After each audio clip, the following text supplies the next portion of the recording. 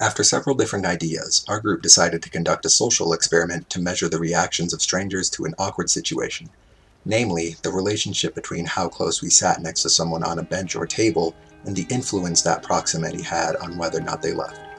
Our variable then was how close we sat next to them, and our hypothesis was that the closer we sat next to someone, the more likely they would be to stand up and leave. So, are participants more likely to leave when their interpersonal distance is invaded?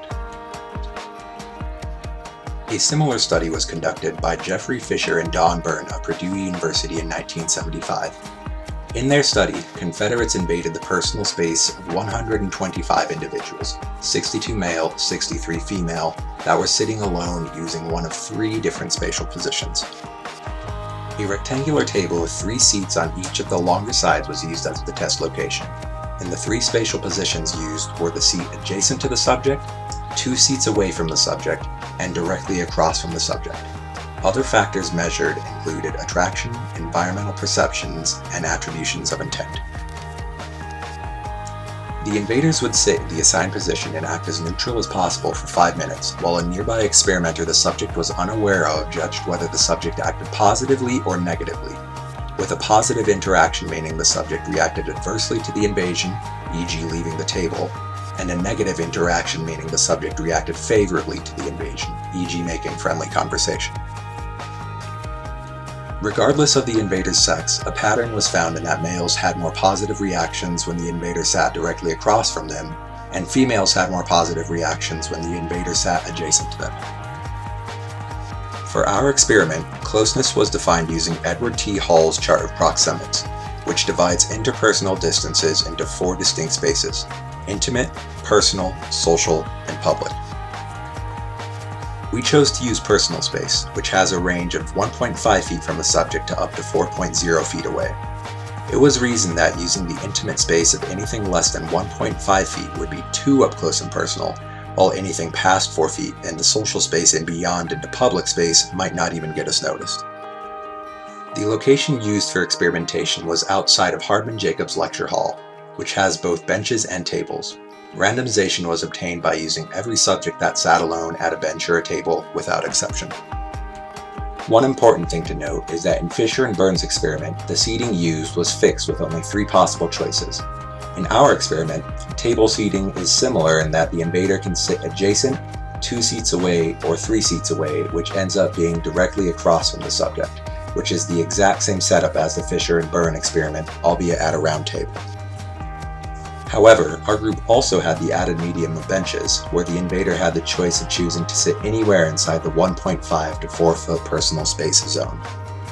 The following is a recreation of our methodology to show you what occurred over the 2-minute data collection time, but mostly so you can suffer through the same awkwardness that we did.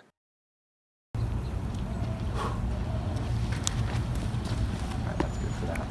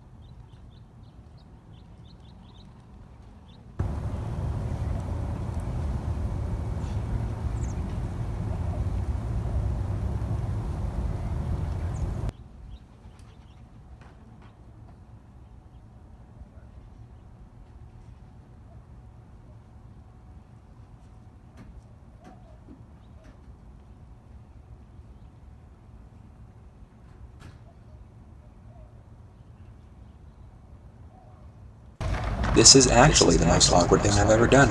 I would actually pay somebody to drop a car battery on my head right now.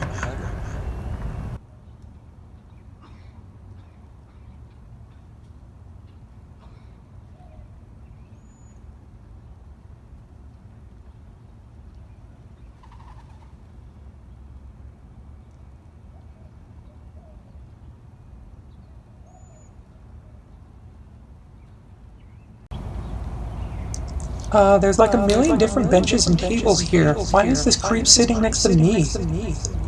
I would literally pay somebody cash to drop a car battery on his head right now.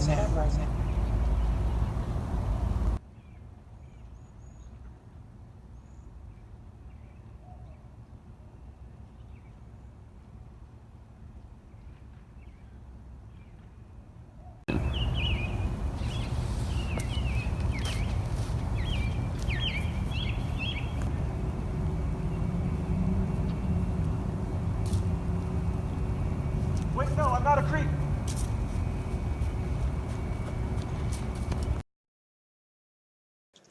We, or Dr. Howe rather, ran a chi-square analysis to determine the relationship between whether the distance at which we sat had any effect on people's reactions. For simplicity's sake, our personal space zone was further broken down into close and far, which ranged from 1.5 feet to 2.75 feet and 2.76 feet to 4 feet, respectively. Our chi-square value was calculated to be 1.5 and our degrees of freedom were 1, which results in a p-value of 0.2207, meaning our results were not significant and we must reject our hypothesis.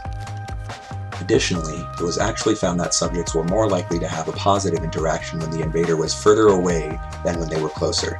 As a reminder, a positive interaction is when the subject acts adversely to the invader. However, as our results are not significant, we cannot draw any conclusions from this. In summation, while Fisher and Byrne were able to find significance across multiple variables while discerning between male and female subjects, our group was unable to find any significance with our single measured variable when sex was not even considered. And though not every variable tested for by Fisher and Byrne was found to be significant, there were enough combinations of significant variables to be able to draw patterns, whereas if anything, our one variable tested was actually going in the opposite direction of what we expected.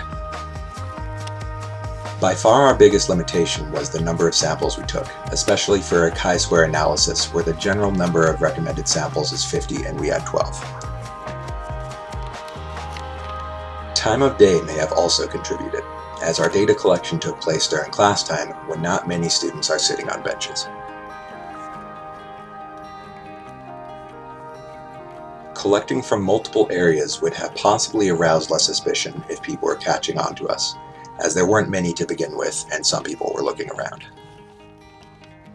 Not being able to record the interaction as the invader for the sake of not arousing suspicion also impacted efficiency, as 2 people were required for each subject, one to invade and one to record. Finally, though sex of the subject was not considered a variable, having 2 males as the invaders may have adversely affected results.